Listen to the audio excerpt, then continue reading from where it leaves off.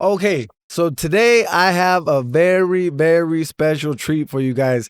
With all due respect, where I come from, this is what you call a bad bitch, a badass bitch. That's cool.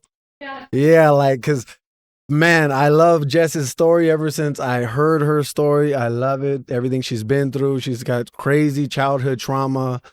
And now she's been in the military. She's traveled all over the world solo by herself.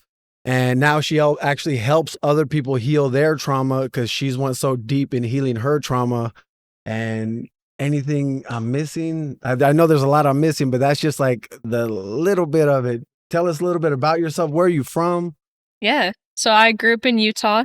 Grew up with my mom and my three brothers after my parents got divorced. I was about 6. I'm sure we'll kind of dive into all of that. But I grew up in Utah. I love being outside. I've been a river guide, worked at a ski resort. So I just love being outside. I love just being engaged in life and just trying new things. Um, and yeah, love art, music. I play a lot of different instruments and I love like spray painting like landscapes and stuff. Oh, I didn't know you do that. Yeah, Oh, yeah, I okay. like to do that. And then the main thing is just martial arts. I love martial arts and training and competing. How long you been in that? You've been doing that for a while now, right? Yeah, I actually started jujitsu when I was like in 3rd grade for a little bit, and that was like the best part of my life. I just loved it so much. And then we moved and like forgot about it. And then I saw they offered it as an elective in college, and I was like, oh yeah, I remember jujitsu. So I signed up for that and then got hooked again. And then You think women should take like some type of self defense? I think all women should. I mean, just for their mental and just for their well being, right? yeah, well, and that's the thing. People assume like any girl that's doing martial arts is for self-defense, and while yes that's true and important, I think what it actually does for you is it helps you develop confidence and self-awareness and the skills that you need to avoid situations where you're going to need the like those physical movements in the first place, you know. For sure. So just developing that mind body spirit connection, that awareness, and yeah, just you learn so much about yourself on every level. Well, if you were like out late night and you happen to be going to your car by yourself and some guy that wasn't trained tried to like rape you or rob you or something, you probably fuck him up, right? Yeah. Probably. Or at least I would look at him like I would fuck him up so he wouldn't try. And people can feel that. Yeah, People it's can feel that because most girls are even there's men that just like yeah. and they're like, I'm gonna rob that motherfucker because that's an easy target. Yeah, you're on your phone, you're hunched over, you're like taking up as little space as possible, but Like, don't look at me. yeah. And that makes it worse. When I'm out like with my daughter or anybody that walks by, I just let them know I see you. You know what I mean? Always, I see you. And never problems. Yeah. Because people right away they know I'm gonna take this one or not. Right. And it's the balance though, because you're obviously not like just going around like staring into people's souls while No. you're walking past. That would probably be a problem. There's a balance for sure. Oh yeah. Yeah. So can we start with your childhood, man? Because your childhood story for me is wow. Yeah. Wow. Yeah, there's a lot there for sure. Yeah, like I mean the how amazing you've been, like just when we talk, I would never know you had like people look at you and people are like, I actually had an easy life. People would think that, like, so man, can we get into that, please? Yeah. There's a whole lot, but I grew up in the LDS religion in Utah. What's The LDS? LDS Latter Day Saint or Mormons. Most people know that religion is the Mormons. So I grew up in that religion. It's very family centered. And I grew up with a loving mom who was still working through a lot of her trauma and kind of stuck in that survival mode, fight or flight. And then also with my dad until I was about 6 years old. So we moved around a lot when I was little. When I was 6, we lived in Wisconsin. Everybody was together? Yeah, we were all still together. So me and my mom, dad, 3 brothers. And then when I think my dad was gone on a business trip, my mom decided to pack us all up and drive across the country to Utah to live with her parents because she was just kind of getting into like a spiritual awakening, and she was like kind of waking up to what was going on around her and was like, okay, I'm like, this isn't okay. She Yeah. recognized a lot of like the abuse and everything and just how it was impacting her kids. And How old were you? at that point I was 6. Okay. Yeah. So, and me and my brothers are 2 years apart. So we're like packing up my little backpack and got in the car, and then we drove to Utah. He came back. Long story short, he ended up moving to Utah as well. What kind of abuse did she notice was happening? Like, what was all the stuff that was happening? So I don't want to, share other people's stories, but um, my dad was very abusive, mentally, physically, sexually, literally, whatever. Yeah. Um, all different ways. But so yeah, we moved out to Utah. My dad ended up moving out there too, and the divorce went through, but then he got visitation rights.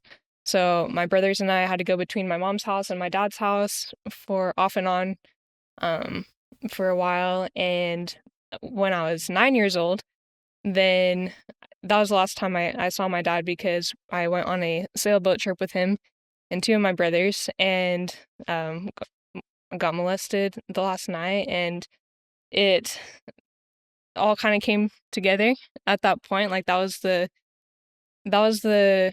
most that I had ever like been afraid, and afraid for my life, because I was like, I remember just being there and at night, and I felt like if he knew that I was awake, then he would throw me over the boat. And that's that's a feeling that no kid should have to go through, but you know. What do you mean if he knew you were? What do you? So I I don't know how explicit we can get here, but I took off my swimsuit, and I was like, kind of disoriented, what's going on.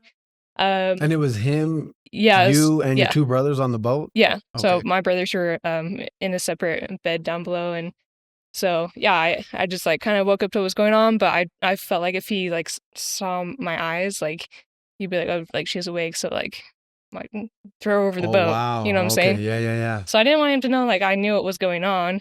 So I just dissociated, kind of left my body after it was over.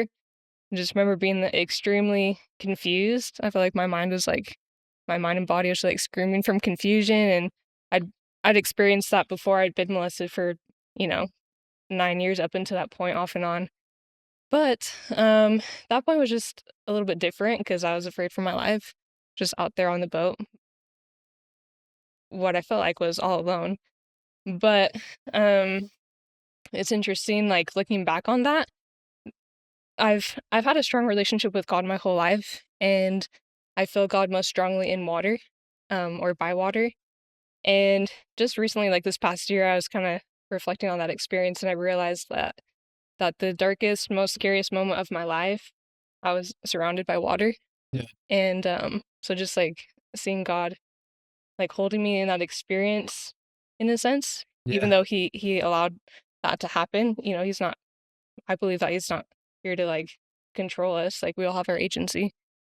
But yeah, just kind of thinking about that has brought me comfort. But yeah, so we'll fast forward to the morning after I woke up, and it was just me, and I was like, I kind of forgot about what had happened, but I remember waking up and I was like still in my swimsuit, and I was like, why am I sleeping in my swimsuit? But then all kind of hit me, and I was like, oh yeah, like I remember everything. And then I went up onto the boat and on top, and my dad was there, like steering the boat. My brothers were there. And I just remember this moment where I made eye contact with him.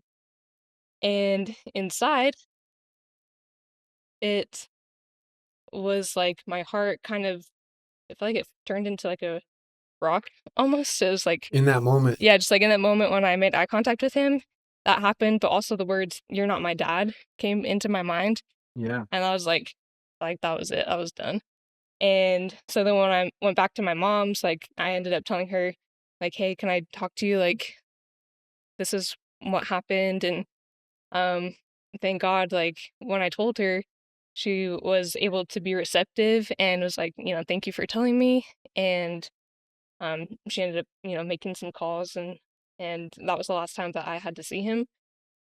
Did she know it happened before that too? Yeah, and that's the thing, like she knew stuff was going on, like whenever we went to my dad's house for visits, because the of what she'd been through, but also like when we came back, like I'd have nightmares. I'd be wetting the bed. Like, just Yeah, there's a yeah, lot of things yeah. that parents can look for stuff like that. But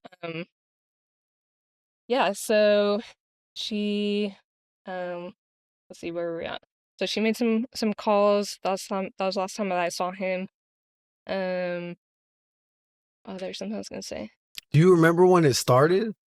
Um yeah, Like, well, do you remember the first time that it happened,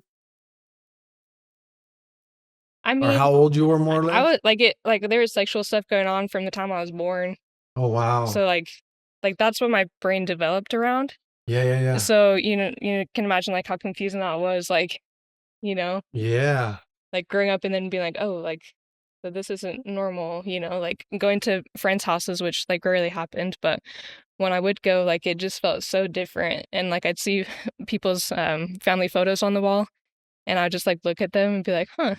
Like it just felt so different. And When did you realize it like wasn't normal? yeah, probably um Cause yeah, that young, you just think it was part of life, right? I mean, yeah, yeah, yeah, yeah. I was just I Wow. knew it made me like feel bad and it made me yeah, feel like gross and stuff, but I didn't know like I had a choice, which when you're sexually abused, you don't have a choice. Like as a child, Not when you don't they have a that young, right? choice. Yeah. Yeah, so it's really hard to like wake up to that and realize that you do have a choice and a voice, that when you speak up, like someone's gonna listen. And like I said, thank God that my mom was able to be in that receptive space and listen. Which, yes, brings me back to that point. She knew stuff was happening, but the courts couldn't intervene to do anything until they had proof or evidence. And so that was me speaking up. So how does that work with the proof? How do you prove Yeah. it? Well, the proof, so after I spoke up to my mom, like I had to go to a lot of like interviews with I don't know exactly who they all were, but like attorneys, a guardian ad litem, um, which is, you have to look up what that is specifically. But he's a gentleman who, he asked me and my brothers a lot of questions about what was going on like at home, and kind of like a detective, I guess. But I think a guardian ad litem is someone who kind of like stands in for the children, like in the court system. I have Okay. to double check, but Is it like CPS? um, Like a psychologist yeah, thing or it's kind of something? like he was kind of more of like a psychologist. I remember talking to him kind of in like an office with like, yeah, But they didn't need like physical proof?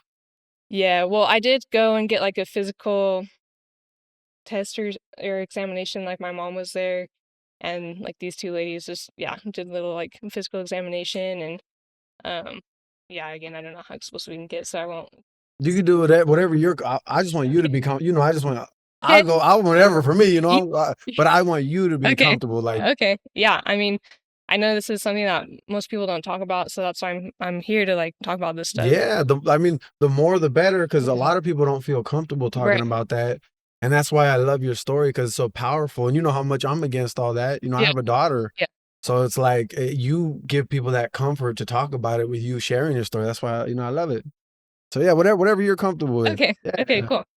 Um. Yeah. So yeah, I went to the physical examination. They found like some toilet paper that was like still stuck up there, because thought, like, I don't know why, but like, yeah, while I was being molested, or like after he like wiped me like really hard like with toilet paper, and I just, that was really hard to pretend to be asleep Mm. with that, like, so that really hurt. But I had to like block that from my mind. And then when they found out, I was like, oh yeah. So it's like when stuff like that happens, like it really does just get like erased from your mind. And so that's why sometimes well, most of the time, it takes people like years and years and years to even remember when shit happened when they were little. And that's totally normal. And um, it's not like a bad thing. Some people are like, oh, like, did this really happen? Like, why am I not remembering it Mm. until like 40 years later? But just because you remember it 40 years later doesn't mean that it didn't happen. I remember in an ayahuasca retreat, some girl in her trip, she came out and said, "Man, I just went back like into her subconscious mind and her memories and realized that her dad and her brother was touching her, but she never understood." Yeah. So, but that was how she was, because I guess she blocked it out, like you said. So that's like normal for people just to block it out. Yeah. Yeah, at least mentally. But the thing is, like, your body, there's that book, The Body Keeps Score, but your body remembers like all of that fear or the pain, like all the emotion that gets stuck in your body from going through any type of trauma. So that's why it can be confusing when you don't remember it mentally, but you maybe you get into a relationship with somebody and then you know, maybe you're like intimate or something and then your body like starts freaking out and you're like, what the like where is this coming from? Yeah, It yeah, can be yeah. like really confusing and cause a lot of more like emotional damage and grief because you don't know what's going on. Has that affected you in relationships? Yeah, that's affected me for sure. And I think it um again, like I don't know of anyone who's really talking about that aspect of it. Um, Because you have to, I mean, even the man you're with is gonna have to be understanding, right? Like right. there's like you're got you what you got going on and you see it one way and you feel a certain way. So it's gotta be like you Yeah. gotta find that. So how do you do that? Yeah. I think it's really important to one, just be aware of yourself, be as in tune with your present and your past as you can be, and like how you may like become triggered in different situations, or like as you get into new territory or new situations, like physically with the person that you love and care about. Um, just like communication, like You feel like it's being it open. like a woman should let the man know that that's what they've been through? Yeah, 100%. Like I mean, especially if you're like in a committed relationship, like that guy needs to know that it's not because of him that you're like having this physical or emotional reaction, Yeah. and just being open, be like, hey, like this is stuff that I've been through, and this is kind of where I'm at in my healing journey. Like these are things that I am aware of that could happen, like when we get into that territory, but there's ways that my body might respond that I don't know what's going on. So just like please be patient with me. Well, and communicating that too, like with the right guy, Yeah. they could also, okay, let me see how I can make sure I'm extra careful and make her extra comfortable, right? Yeah. That's good. Yeah, yeah, yeah. Yeah. Yeah. So one, just being aware of yourself, but then two, making sure you're with somebody who has done their own emotional healing work and is not going to, you know, take things personally, or who can approach that from a more patient, understanding, and loving perspective. Because you can get You got an sick. immature guy. Oh Yeah. my God. That Yeah. can't control their emotions. They're gonna be Yes. like, oh my God, she did this. And they're just gonna like flip out. Yeah, and then that makes you reclude into yourself even more and be like, "Oh, man, like, I'm fucked up, like, I'm never gonna be able to be with somebody that can actually just, you know, be with me in the way that or, like, meet me where I'm at." So just yeah, trying to find someone who can meet you where you're at and just learn and grow together and not take things personally, have respect for where you're at in the present and try to be understanding of the past. Yeah. And do you feel like have you completely healed from that? Like, or is it something that's never goes away? Or how is that? How does that work? Yeah, that's a good question. I I believe healing is more of a journey instead of a destination. And so there's always going to be, there's probably always going to be little things that will trigger me or like make me think about the past. But my response or my reaction to that like memory of the past gets less and less, or like it impedes my functionality in the present less and less. Does that make How does sense? someone get to that point? How can someone like if they're on just starting that journey? Yeah. There's a lot of things, a lot of ways. Everyone's different, but talk therapy can be really good and just kind of um, doing a deep dive into the past. But you got to take it a step further. You can't just be talking about the past for your whole life. You need to take action. So some therapists do that. Yeah. They're like, well, like every time I see you for the next 20 years, let's talk about your past. And I'm like, let me Yeah. like get like that's gonna depress. Even if I'm not depressed, that's gonna depress me. Right. So maybe a couple times, right, to get through it, figure it out, see your emotions, but then you got to keep moving though, right? Yeah. To build like awareness and acceptance of the past. That's what I believe that talk therapy is really good for. And like brainstorming tools to help you know what to do when you do have when you get triggered or different things surface. But after that, or even in addition to, it's more of the experiential therapy. So getting outside in nature, engaging in what I call your own avenue of healing. So for me, that was martial arts. I felt drawn to that space of martial arts because it was a way that I could develop myself mentally, emotionally, physically, spiritually, and challenge myself to put myself in situations where I was uncomfortable and learn how to get comfortable, learn how to breathe and stay in the present when my body got triggered, or when I got triggered from, rolling around with guys who are a lot bigger than me. At first, I was like, oh my gosh, like, like my body, I thought I was like, back in the past being molested, but of course I'm not. Like, I'm in the gym with really cool Well, guys. sometimes that happen. Like, Yeah, that would happen a lot more frequently when I first started. But yeah, less and less the more you do it, the more you learn how to talk yourself through um those situations that can be overwhelming. do you think that there's some women that's happened to that they just are like, I don't need to talk about it. Like, I'm fine. I healed. I'm good. Like, you think so? Yeah. Yeah, for sure. Guys and girls, maybe more girls or guys from my opinion, because I just think we have a society where it's more like openly accepted that girls experience sexual abuse and assault. But there's guys and girls. So, of course guys are experiencing this too, and it's just developing a space where both genders feel like it's okay to talk about what you've been through, because one, you you didn't have things like you didn't have any say in that situation. Like, it's not your fault. Once Do some people think it was their fault? I think I've heard that where people Yeah. think like they blame themselves that it happened to themselves. Yeah, and even if you're not like consciously thinking like, man, that was my fault, like subconsciously, like you're trying to figure out like, why did that happen to me? And I remember the guardian ad litem that I spoke to when I was younger. Um, he actually asked me, he's like, do you feel like, or he was like, do you have any questions? And I was like, why did he do that?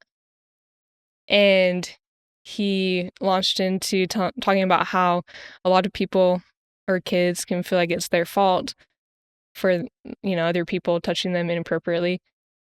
But for me, like how I saw it, at least when I was younger, I was like, I literally didn't do anything. I was sleeping, so I don't know why it was my fault. But where I was coming from with asking the why was more like a how. Like, how could one person do that to somebody else and make Sure. them feel those things?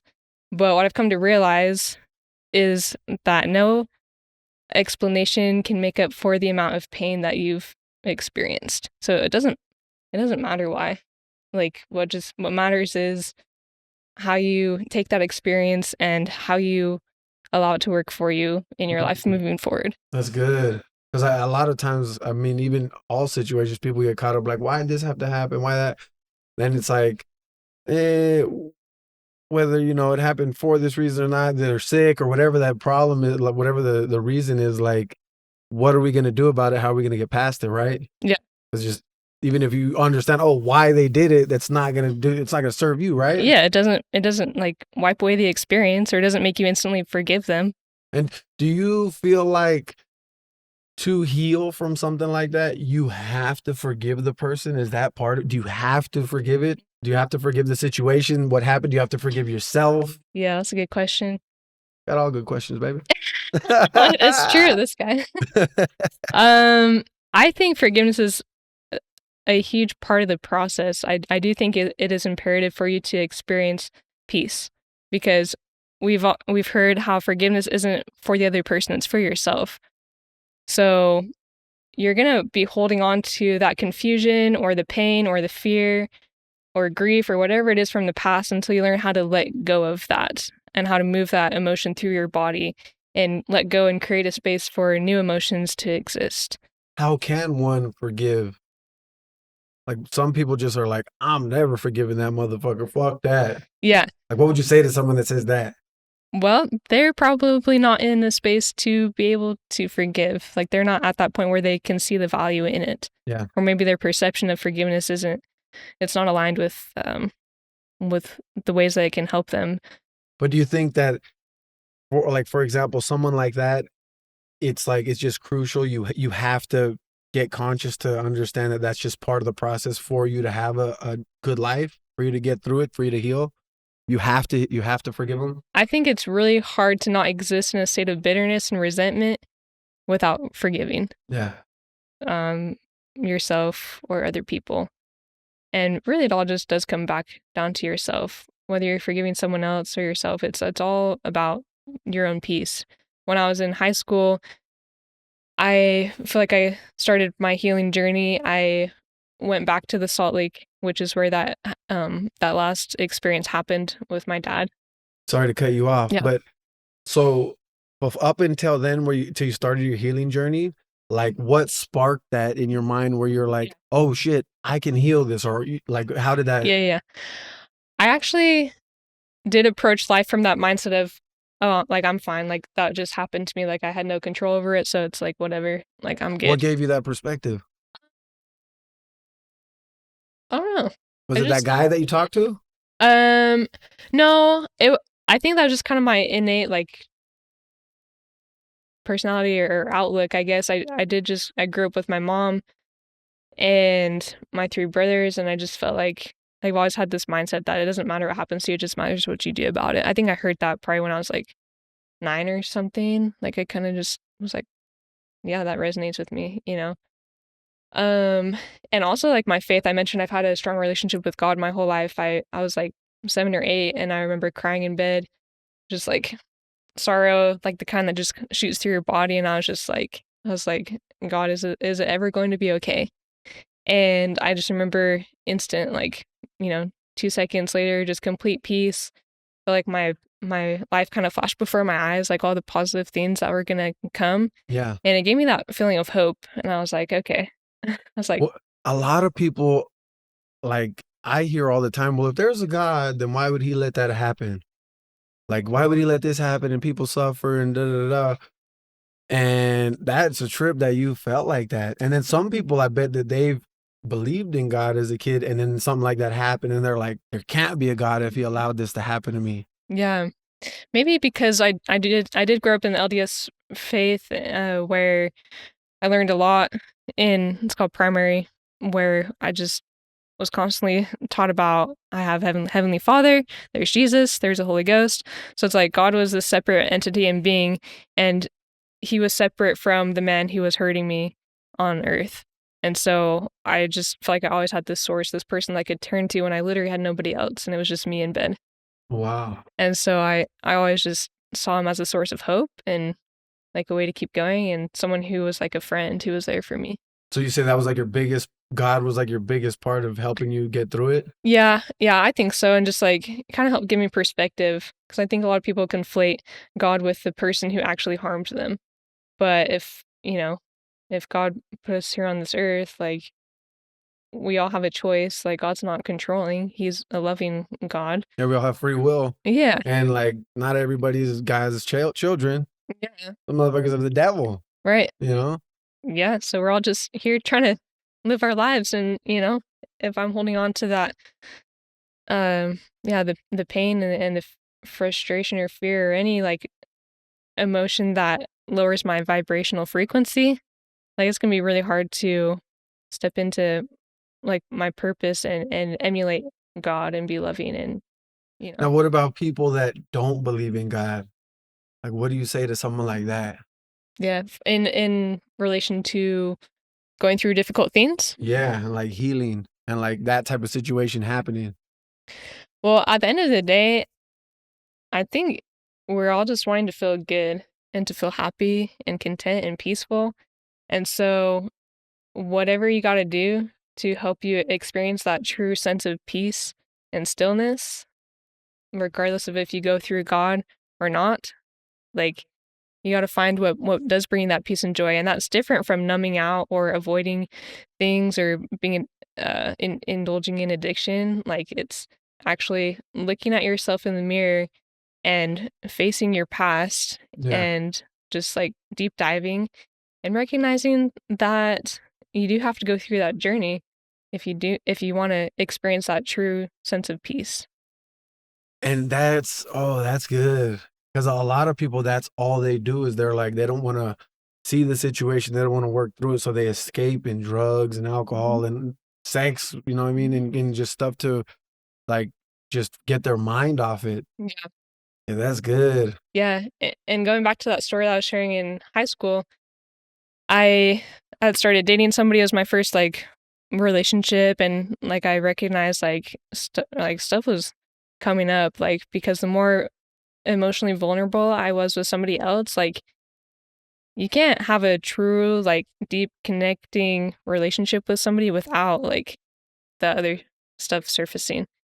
And you can either keep shoving that stuff down and ignoring it and pretending like you've got a great happy relationship, or you can actually have one uh if you like work through your shit. And so I recognize, okay, I got this stuff coming up. I'm still like feeling anxious and afraid and triggered when I think about sailboats. So I'm gonna face this head on. I'm gonna confront my fear. I'm gonna go back to the Salt Lake. And I went there and I just like picked up a big rock, and I don't even know where this came from, but I was like, I'm just gonna pick up this rock and pretend like I'm talking to my dad and then just let it go. So I did that and dropped the rock. And of course, it didn't like magically fix everything for the rest of my life, but it was a good starting point, and just like recognizing that I have control over how I'm feeling. And I can let my dad live inside of me for the rest of my life, Ooh. or I can let him go. Well, I think do you think a lot of people are scared to go on a healing journey Oh, yeah. because they know there's gonna be pain? And so that's why they escape. They just want to do the escape shit. Yeah, I think so, because in order to let that past pain go, you're gonna have to feel it again. Hmm. And it can be scary. But that's where building up your other tools, um, for when you do feel that pain, like that's why that's really important. So your other tools of like, mindfulness, present, stillness, like having a good support system, recognizing that you're not alone, that you're capable, that you're no longer in that situation that you used to be. Yeah. Yeah, perspective is everything. There's a really good quote: "Your perspective is your prison or your power." Ooh, I And like that. yeah, that I is like that. huge. Ooh, that's good. That's good. Yeah, I was just talking to a friend of mine. She's a coach too, and she was saying that we were talking because we went through some quantum physics courses and a couple different courses. And I said, why do you think a bunch of these people that we went through these courses with are doing the same shit? Like they haven't like nothing's changed. And she said, yeah, they really didn't let themselves allow themselves to feel the pain Mhm. of what they've been through, of how things were. Like they were there and they were like saying, oh yeah, I understand. And we were talking about the past, but and they were crying, but they really didn't feel that pain. So you feel like for someone to completely be on that healing path, like authentically, you have to cry, you have to feel the pain, you have to hit that like the Yeah, deepest part of your heart. yeah, and there's so many barriers that are just, like, set up, whether it's, like, culturally or, like, or religiously, or just, like, there's so many things that can keep us from entering into that space of complete presence with ourself. And, yeah, it's called, like, having a visceral response, so it's like that trauma is actively leaving your body instead of just, like, feeling it. Like, you have to feel it. There's a difference. Yeah, yeah, And yeah. it's hard, it sucks, but you feel so much better, so much lighter after, if you just give yourself permission and allow yourself to move forward. And how can someone like come to that point? Because I know a lot of people that I've seen even myself where I'm like, I've cried, man. And I've just like felt all the pain. I just like, okay, I'm good. And then like a couple months later, I'm like, oh shit, maybe I didn't go deep enough. You know what I'm saying? Like something else will happen or something. I'm like, no, I still got work to do. I mean, I'm always every day, we always forever we have work, but sometimes we feel like, okay, I got through that. I'm good. I felt the pain and now I'm going up. But then like something happens, you're like, I didn't go deep enough. Mm. Well, it kinda made me think about, like, when you're hiking a mountain, like, you have your end goal, right? You're hiking a mountain and you are going along, and then you just get to that point where you're out of breath, you need to pause, you need to just, like, recenter and refill. If you do that once at the beginning of the hike, it doesn't mean you're not gonna have to stop to breathe Ooh, again that's before you get good. to the top. It's just you're on your journey and you're just gonna have to feel it at different points, and maybe you have to stop for longer. different times up the mountain, but you have that experience, that you're gonna feel it, you're gonna pause, you're gonna breathe and get through it, and it's gonna allow you to keep moving forward. Ooh, that's good. How does someone become mindful? Hmm. Being still is the first place that I'd encourage people to start because we live in such a society of things coming at you all the time, and we're constantly not creating, consuming. Yeah, Oh my we're God. Yeah, we're that's constantly consuming. How do you expect to be mindful if your mind is like a f- like a space for everything else except for you? Like yeah. you're just letting everything else in, but you have to recognize like this is yours. Like you are in control of this shit, and create a space inside where you feel safe to How does be just one you. take control of their mind? Mm. Learning how to talk to yourself is huge. Recognizing your shame voice or your kindness voice. There's the different ways that you talk to yourself. Because if you're constantly allowing your mind to control you, and you're constantly putting yourself down and criticizing yourself and judging yourself, that's going to keep you from feeling peaceful and progressing. So whenever you have those thoughts of, oh, I'm stupid or I'm awkward, I'm not enough, it's like being aware of that, building that awareness, cutting it off, replacing it with something positive, and just like being compassionate with yourself too, not holding yourself to such a perfectionistic standard. The more you do it, the easier it gets, Yeah. right? Yeah, Yep. like I always tell people, I'm like, man, if you're struggling with that, every hour on the hour, put an alarm on your phone. Yeah, And that's as soon good. as it goes off, be like, how was this last hour? How was I thinking? Mhm. Was I just beating myself down? Were they Yeah. negative thoughts? And like, because otherwise that shit will just go. Yeah. It'll take you into a hole. And if you don't stop it, then it's like that. I know I'm like that. I've been like that where it'll take me into a hole. So I have to like every hour on the hour, I pretty much just Yeah. instantly, I just always just checking in with myself. Like, Mhm. how did I spend my time? How was I speaking? How was I feeling?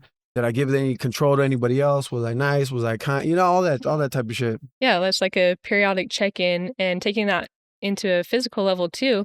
Every hour, just do like 4 deep breaths, 100%. reset. See, where am I holding my stress and everything? It's usually my neck and my shoulders for me. So just like, okay, just gonna breathe and yeah, just kind of recenter. And okay, so you do retreats for people. Mhm. How did you get into that? Like, when did you decide, like, man, do you feel like that's your life's purpose? It's definitely part of it. I love bringing people together and holding a safe space for people to see themselves, to experience all different ways of being that allows them to be more of themselves. So I actually went on a retreat. It was with Sapria in Utah, or the Unique Foundation. Um, I, I think Sapria is with the Unique Foundation. Anyways, I went on this retreat, and it's a nonprofit, and so I was able to go on this 4-day experience up in the mountains with a group of other women who had experienced childhood sexual trauma.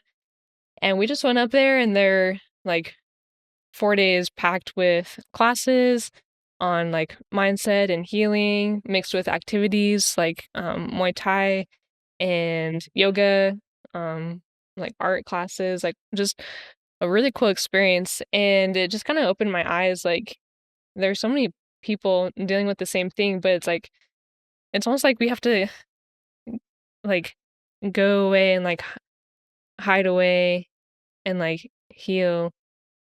But I Did guess, that help you feel like not so alone in the world? yeah, Like, and more understood? yeah, That's I cool. think so.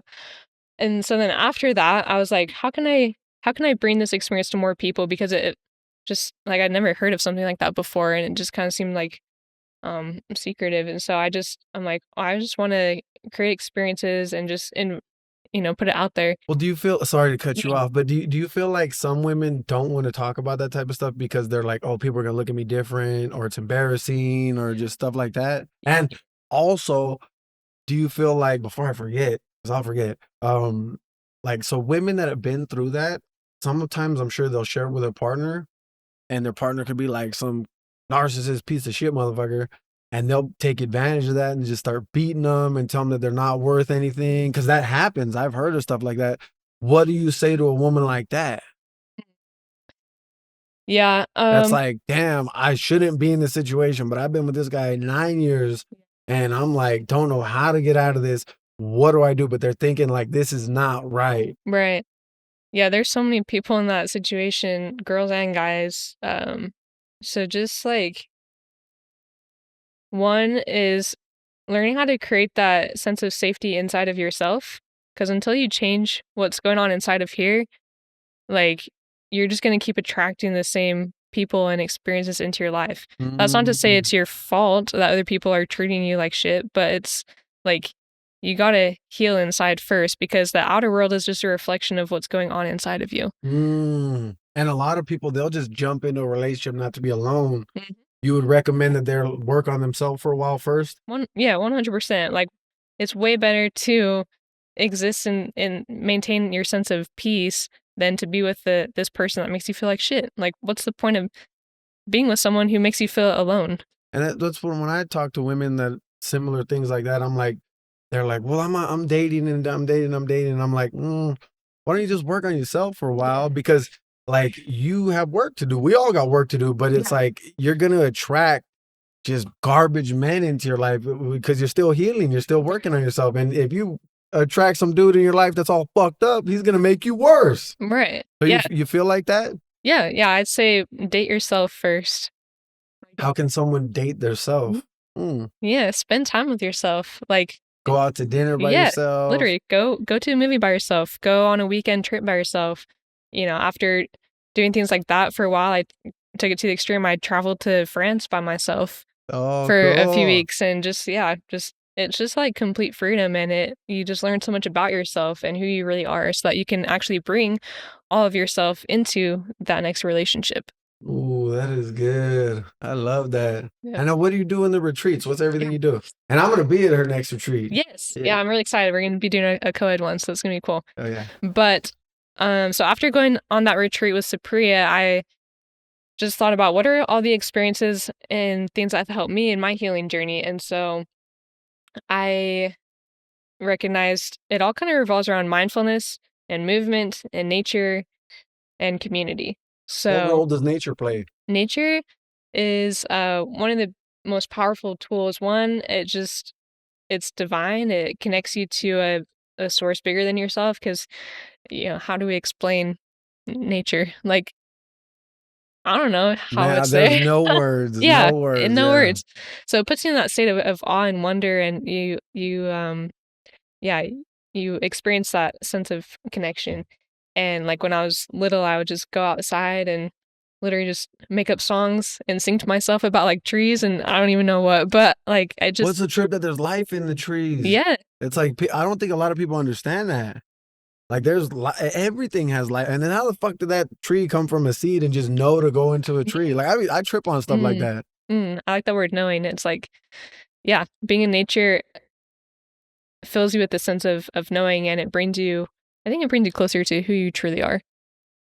So I just think nature is huge. It really allows people to let their guard down and like when you go on a hike, people are way more likely to say hi to each other out on the trail than like passing each other in the aisle at Walmart. Like when was the last time you said This hi is to someone in true. Walmart? I do all the time. People ignore me. Yeah. Maybe I should. I'm gonna start making friends at Yeah, Walmart. they'll make you not want to though. And what else do you do at the retreats? So I'll teach some different classes on mindfulness and mindset.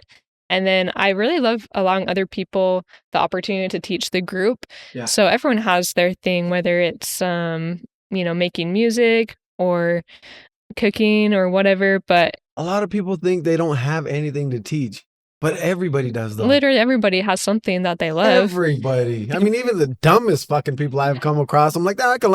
Sometimes it's what not to do. You know what I'm saying? But I mean, everybody has something though. Yeah. Yeah.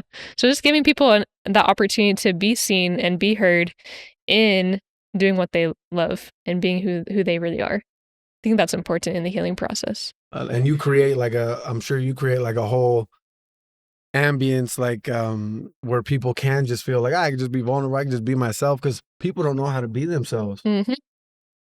What do you feel about that? Yeah, some people have been wearing a mask for so long that they don't know who they are. Do you feel like at your retreat, a lot of people can find their true self? Like, oh Yeah. shit, I've been acting like this, but I'm really like this. Then let me go out into the world and just give this to the world, my real self. You've seen that? Yeah, yeah, 100%. I've had different people just say, like one girl who came, she said uh, that I provided space for her to just be and to feel heard without her having to scream. And I don't think she was like going around like screaming at everyone, but you know what I'm saying? Like, almost like trying to force people in her life to like see who she really was. Yeah, yeah. So when you've done the work and you've healed to an extent where you can show up as your true self and embrace that attention in a healthy way, like it just allows other people to do the same. And what else do you do? You do shooting too, right? Yeah, yeah, we're gonna do shooting. Have my buddy help out with that. We're gonna go to my friend's cold plunge sauna place. He just opened up in Park City. It's Avanto. It's really, really, really, really cool. So, we're gonna go there. We're going to do some martial arts.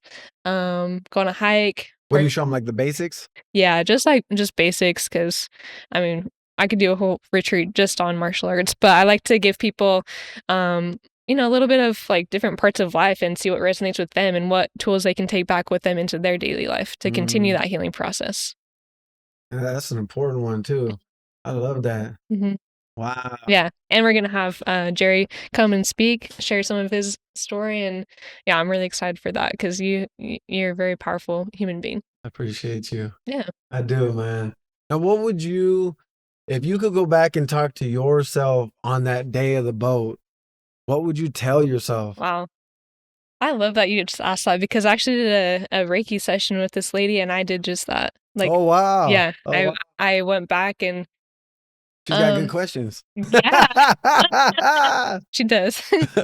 Um so yeah, I actually did this whole visualization practice where I did go back to that night and I told 9-year-old Jess about how awesome I was now. Like how much I've grown, the things I've been able to do.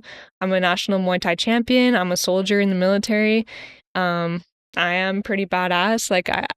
And I'm gonna claim that because I've done the work to be who I am today. So As you should. A lot of people are yeah, like, oh, be humble. It's like, hey, build yourself and then it'd be nice. You know what yeah. I mean? Yeah, And I'd be lying if I was saying I'm 100% comfortable with doing that. I'm still learning how to take up that space and just own who I am, but you have to do it to be able to do it. So here we are. for sure. But yeah, I just told her that and I gave her a space, my 10-year-old self or 9-year-old self. I gave her a space to be seen and heard and I invited her to come with me. I gave her the option, like, do you want to come with me and get out of here? And sh that was powerful because this lady that I spoke with, she helped me see how part of my psyche and subconscious has been reliving that moment or that night, like, over and over and over, and it's just been keeping me stuck in the past as much healing as I've done. Oh, Um, wow. yeah, and I was like, "Okay," like That's a surprise, huh? yeah, I was like it's like, "Oh, so I gotta go back and give her an option to, like, get out of there." And so I did that, and, yeah, I mean, it was literally just, like, last week, so, What option did she take? she came with me. She was Okay. like, "Yeah, like, let's go." So we were able to go and leave that situation behind and kinda yeah, it was cool. In the visualization, this lady, like, equipped me with a sword where I could kinda, like, shine it on people or situations, and it would expose their truth. And so I kinda, like, did that, like, on the way out, and just, like, shed light on it, and it just, like, kinda helped me release it, Oh, if yeah. that makes sense. So, it Yeah, was yeah. just a really cool experience, so, yeah. Now, what would you say to another little girl, just a little girl that's going through that right Mhm. now? Ooh, That's just confused, that feels how you felt. Like, what would you say to a kid like that? hmm, man. I think I really do think about that a lot. Um, it's easy for me to get lost in that sometimes because there's so many kids out there going through it right now, or people who their inner child is still going through it because Mhm. they haven't done the healing work, and so there's so many people stuck in that space. But um, I would I would first like I would just hold them, like give them that safe embrace, and help them feel what it feels like to be held. And another question, so your mom believed you. There's moms that don't, right? Mhm. So as a parent, I know you're not a parent, right? Mm-mm. So, but as a parent though, like it's important you would say to have that connection, right? Because I mean, there's it would have kept happening, right? If your mom would have been like, ah, no, that couldn't be true, right?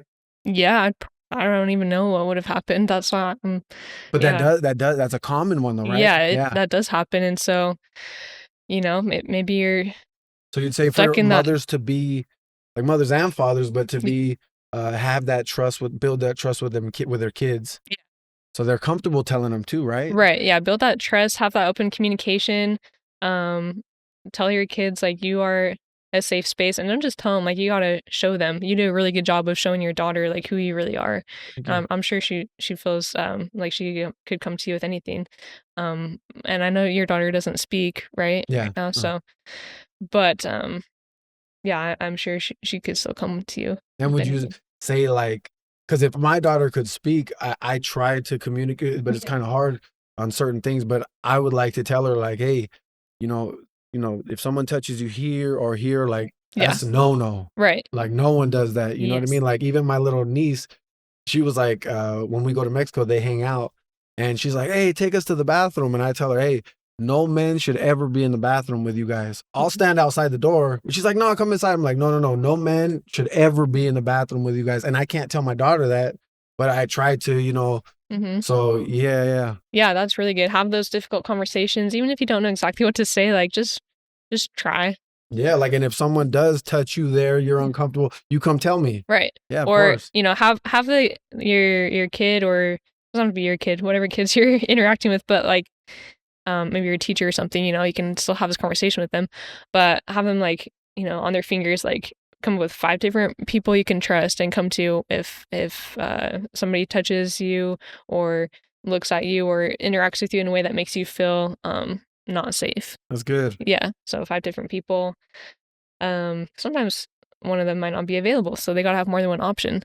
Um, so that can be really important. Another thing I think some girls struggle with too is like just there'll be like a creepy guy, like a weird, it's probably a rapist or some shit. And they just don't know how to be like, tell them to fuck off, right? Yeah. So they'll just like entertain the conversation. And then that probably might lead to problems. Yeah.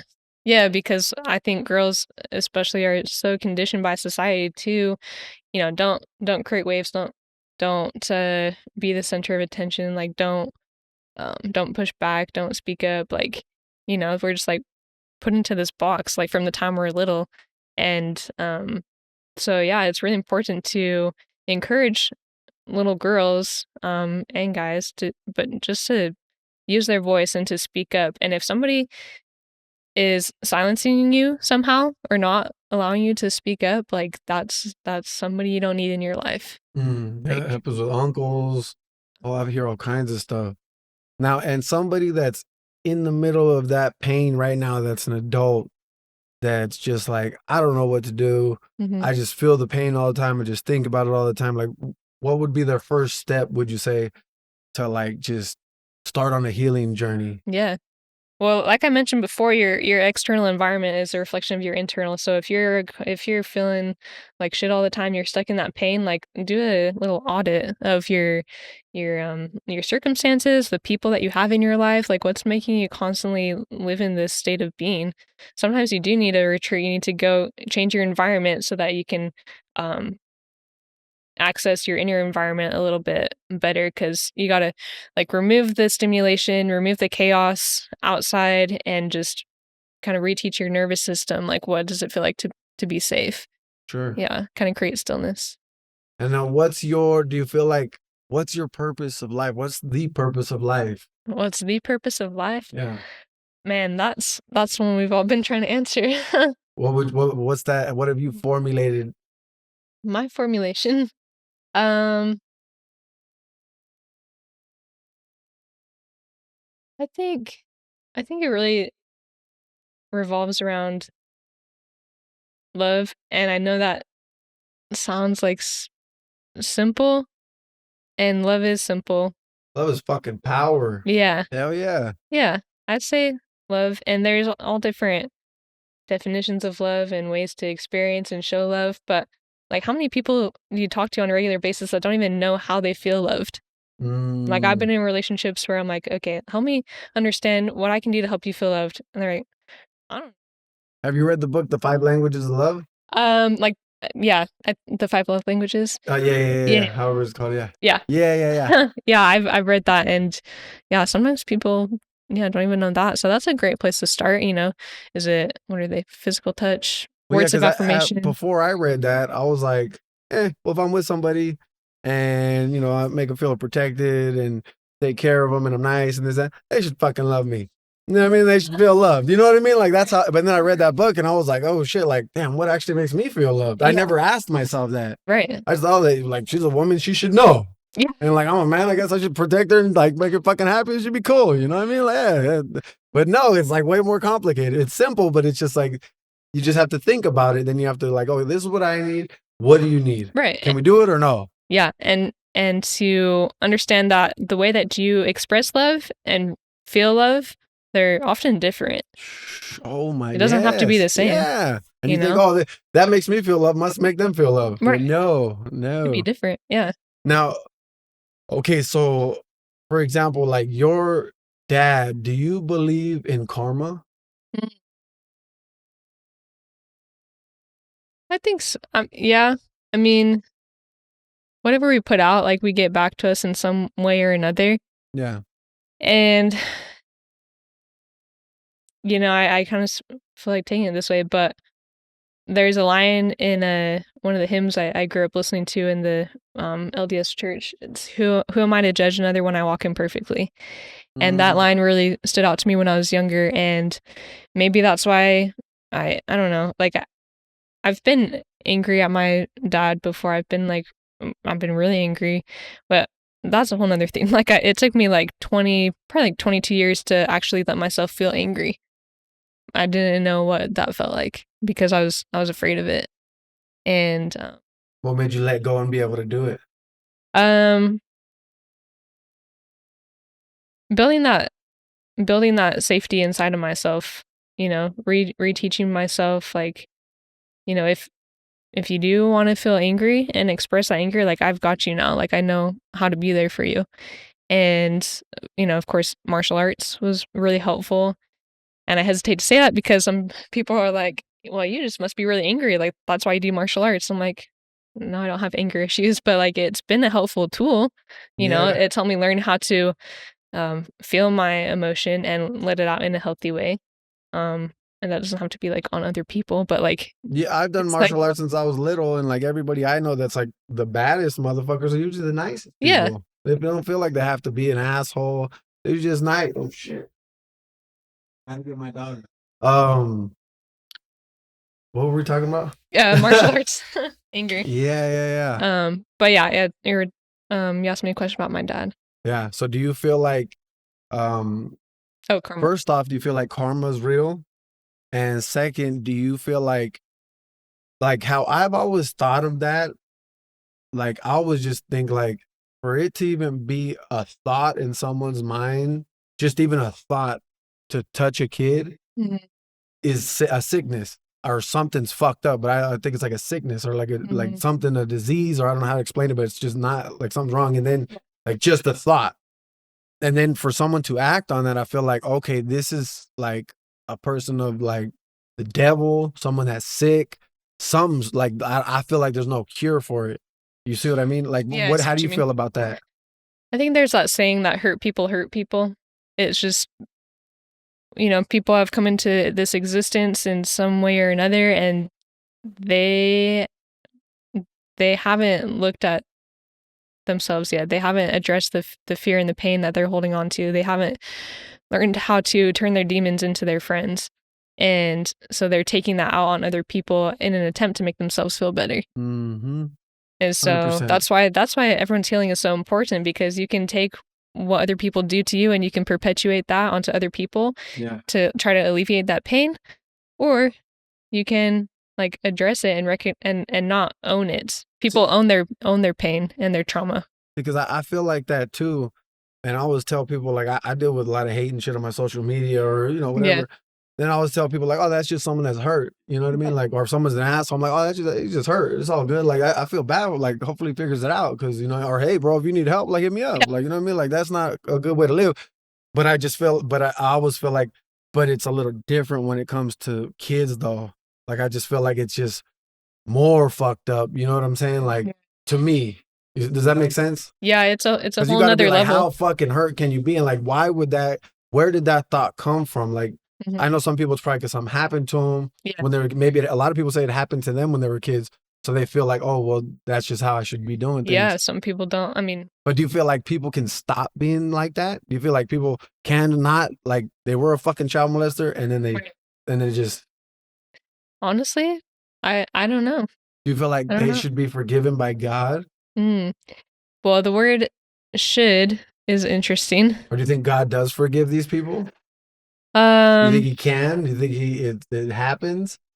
Well, if I were to try to speak for God, I don't know. I don't know if this is the place for me to do that. That's a good one. That's good. I like but, again, who am I to judge when I walk imperfectly? And of course, I'm not out there molesting children. But, like, at the end of the day, like, it's up to a source bigger than myself. I don't know. I haven't talked to my dad since I was like 9, and I used to be really afraid of him and think that he was just gonna be like that for the rest of his life, and he would just hurt me if I saw him again, like randomly.